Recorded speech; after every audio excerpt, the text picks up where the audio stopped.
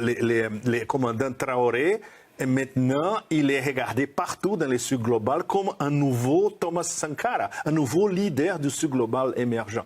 Ça peut arriver à la junte du Niger aussi, ou au nouveau gouvernement militaire au Gabon. La même chose. Ils sont respectés partout dans le Sud global, au sud-est de l'Asie, en Amérique du Sud. En Amérique du Sud, il a un énorme intérêt pour ce processus. Parce que c'est un processus en Amérique du Sud et latine, il y a encore des instances de néocolonisation par l'Europe, par les États-Unis. On ne peut pas dire que la plupart des pays de l'Amérique latine sont complètement souverains. Ce n'est pas le cas. Alors, ils comprennent la problématique africaine très, très bien aussi. Alors, c'est un processus, disons, qui, tous les Sud global a les yeux rivés sur l'Afrique. Maintenant, c'est l'étincelle pour l'explosion d'un renouveau du Sud global. Maintenant, elle est en Afrique. Ma question, c'est comment vous expliqueriez cet intérêt vers le partenariat avec la Chine et la Russie? Ou bien autrement, je reformule ma question, en quoi la différence entre l'approche russe et chinoise et l'approche des pays occidentaux par rapport aux relations avec les pays africains? C'est une très bonne question. Je vais essayer une réponse relativement simple. L'approche européenne, c'était toujours néocoloniale. L'approche américaine, c'était militaire. C'était d'instrumentaliser des pays africains pour la soi-disant guerre contre la terreur, qui maintenant on ne parle plus. On parle seulement qu'on s'intéresse aux intérêts de Washington, bien sûr. Non?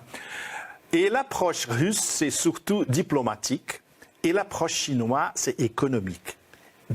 D'investissement et de fournir les bases d'une infrastructure pour la plupart de ces pays, pour les lier, les soi-disant couloirs économiques de connectivité, comme l'expliquent les Chinois. Ça veut dire la plupart de ces pays, ils font partie de la nouvelle route de la soie.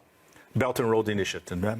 Et pour la Russie, c'est une extension de la politique russe de l'Eurasie, Greater Eurasia, la Grande Eurasie, mais ça inclut la Afro-Eurasie aussi. Alors la vision russe et chinoise, elle est transcontinentale, en fait. Et il paye beaucoup d'attention aux pays individuellement, mais surtout au continent africain et sa liaison avec l'Eurasie.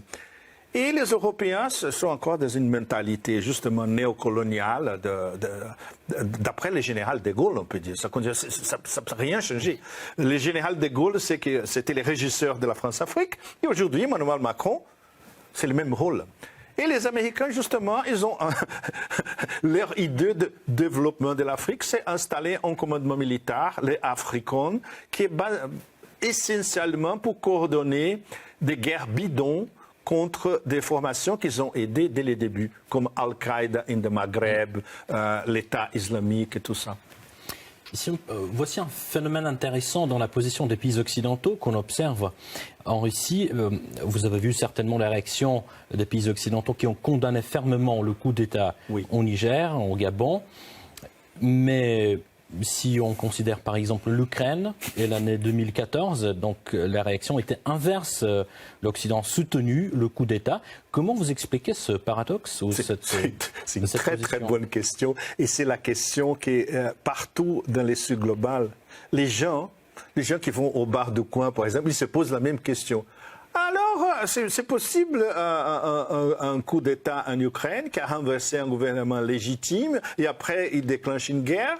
Mais quand il y a des dictatures, quand il y a des coups militaires en Afrique contre des gouvernements corrompus et vendus aux intérêts étrangers, alors ça s'interdit.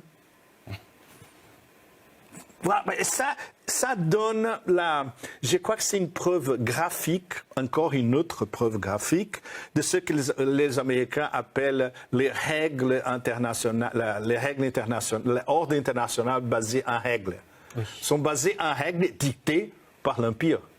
Et c'est l'Empire qui décide quel coup c'est possible, quel coup c'est pas possible, quel est le terreur. Le terreur vient de ces acteurs-là, mais pas de ces acteurs-là parce qu'ils sont à nous, et tout ça. Et toutes ces règles sont arbitraires, comme les ministres des Relations extérieures, Sergei Lavrov, dit pratiquement tous les jours. Ce sont les règles qu'ils établissent. pour le reste du monde, pour la majorité globale, et même pour nous, une grande puissance nucléaire comme la Russie, et même pour les Chinois, la plus grande économie du monde, non, les règles ne s'appliquent pas.